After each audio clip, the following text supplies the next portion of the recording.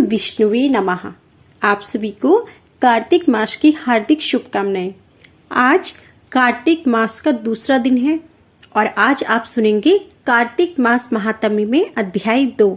इससे पहले आपने अध्याय 1 सुना था। उम्मीद करती हूँ कि आप सभी कार्तिक मास की कथाएं नियम से सुन रहे होंगे। आज की कथा में आप सुनेंगे विभिन्न देवताओं के संतोष के लिए कार्तिक स्नान की विधि तथा स्नान के लिए श्रेष्ठ तीर्थों का वर्णन। ब्रह्मा जी कहते हैं, कार्तिक का व्रत अश्विन शुक्ल पक्ष की 10वीं से आरंभ करके कार्तिक शुक्ल 10वीं को समाप्त करें अथवा अश्विन की पूर्णिमा को आरंभ करके कार्तिक की पूर्णिमा को पूरा करें। भक्तिमान पुरुष अश्विन शुक्ल पक्ष की एकादशी आने पर भगवान विष्णु को नमस्कार करके उनसे कार्तिक व्रत करने की आज्ञा प्राप्त करें और विधि से कार्तिक व्रत का पालन करें।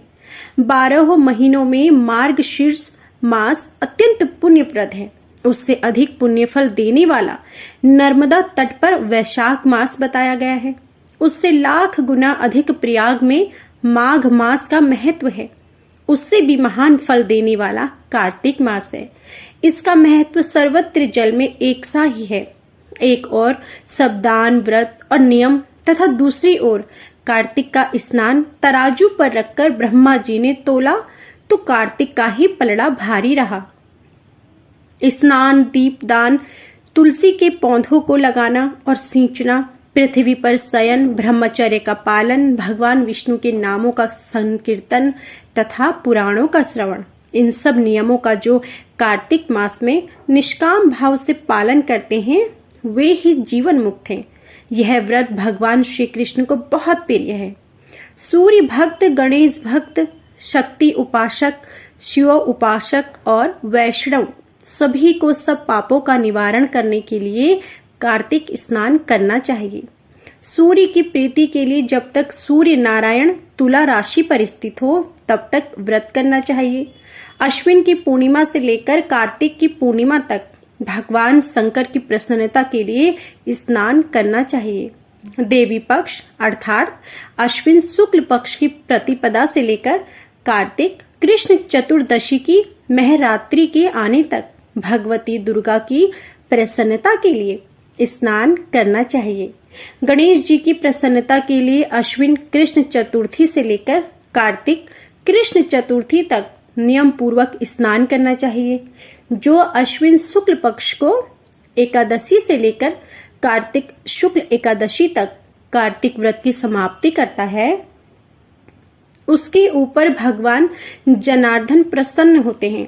जो दूसरों के संगवश या बलात् जानकर अथवा बिना जाने ही कार्तिक मास में प्रातः स्नान का नियम पूरा कर लेता है वह सभी यम यातनाओं को नहीं देखता। अथवा जो ब्राह्मण कार्तिक में प्रातः स्नान करते हैं उन्हें ओढ़ने के लिए कंबल या रजाई देकर स्नान जनित पुण्य फल को प्राप्त करें। कार्तिक मास में विशेषतः श्री राधा और श्री कृष्ण जी की पूजा करनी चाहिए। जो कार्तिक में तुलसी वृक्ष के नीचे श्री राधा और श्री कृष्ण जी की निष्काम भाव से पूजन करते हैं उन्हें जीवन मुक्त समझना चाहिए। हजारों पापों से युक्त मनुष्य क्यों न हो वह कार्तिक स्नान से अवश्य पाप मुक्त हो जाता है। तुलसी के अभाव में आंवले के नीचे पूजा करनी चाहिए। मुख्य पूजा की विधि सूर्य मंडल में करनी चाहिए अर्थात सूर्य मंडल की ओर देखकर सूर्य रूपी नारायण के लिए पूजनो उपचार समर्पित करना चाहिए। सब देवता अप्रत्यक्ष हैं, केवल ये भगवान सूर्य ही प्रत्यक्ष हैं। अन्य सब देवता काल के अधीन हैं, परंतु भगवान सूर्य काल के भी काल है। जो दरिद्र है वही दान का पात्र है। उसकी अपेक्षा भी विद्वान पुरुष दान का विशेष पात्र है। भगवान विष्णु की चल मूर्ति से अचल मूर्ति श्रेष्ठ मानी गई है। मूर्ति के अभाव में भगवत बुद्धि से पीपल अथवा वट की पूजा करनी चाहिए। पीपल भगवान विष्णु जी का और वट भगवान शंकर का स्वरूप है। शालिग्राम शिला के चक्र में सदा भगवान विष्णु का निवास है, इसलिए प्रयत्न पूर्वक शालिग्राम की पूजा करनी चाहिए। पलाश ब्रह्मा जी के अंश से उत्पन्न हुआ है। जो कार्तिक मास में उसकी पत्तल में भोजन करता है वह भगवान विष्णु के लोक में जाता है।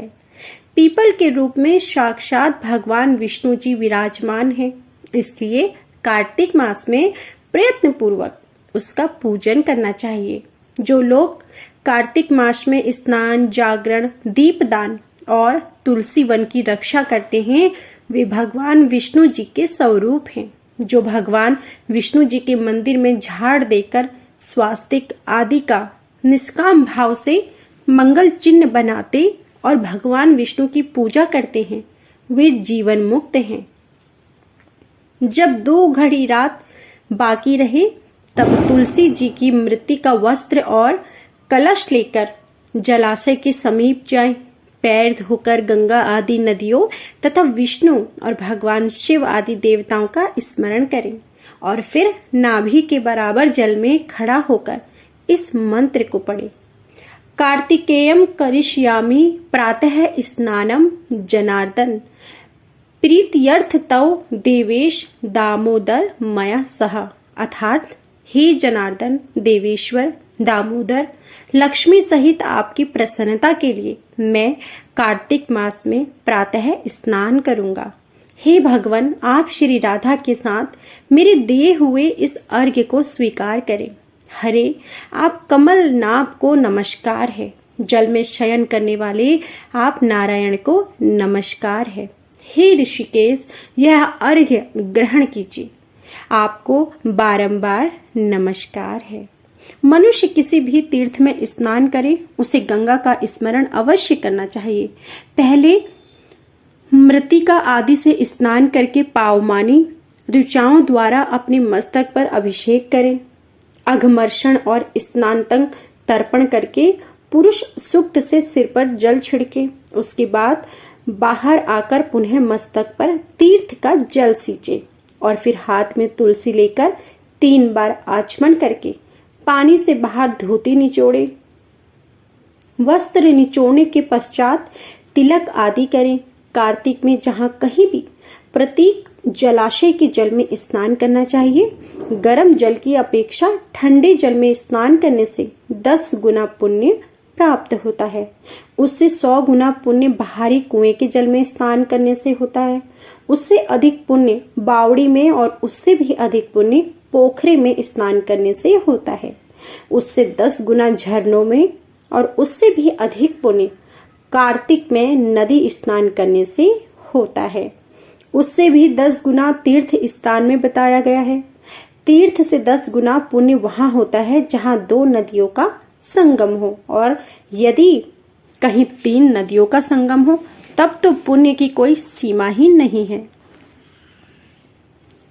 सिंधु, कृष्णा, वेणी, यमुना, सरस्वती, गोदावरी, विपाशा, नर्मदा, तमसा, मही, कावेरी, सरयू, चम्रवती, बित्सा, वेदिका, शोणभद्र, वेत्रवती, अपराजिता, गंडकी, गोमती, पूर्णा, ब्रह्मपुत्रा, मानसरोवर, वाग्मती, सतलज। ये तीर्थ कार्तिक में दुर्लभ है। सब स्थलों से अधिक विंध्याचल और हिमालय के भीतर का प्रदेश पुण्यदायक है और उससे भी कोल्हापुरी श्रेष्ठ है। कोल्हापुरी से श्रेष्ठ विष्णु कांची और शिव कांची हैं। उससे श्रेष्ठ है अनंत सेन का निवास स्थान। वाराह क्षेत्र से चक्र क्षेत्र और चक्र क्षेत्र से अधिक पुण्यमय है मुक्तिक क्षेत्र। उससे श्रेष्ठ अवंतीपुरी और अवंतीपुरी से श्रेष्ठ है बद्री का आश्रम।